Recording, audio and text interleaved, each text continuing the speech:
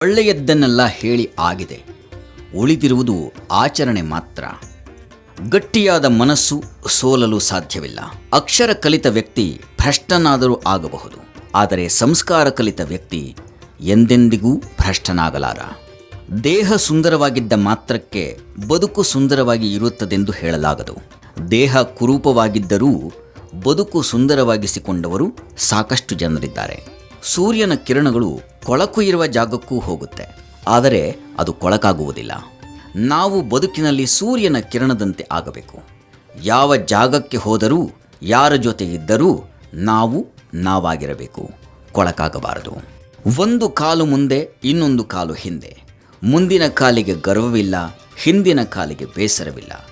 ಜೀವನವು ಹೀಗೆ ಯಾವಾಗಲೂ ಸ್ಥಿರವಾಗಿರುವುದಿಲ್ಲ.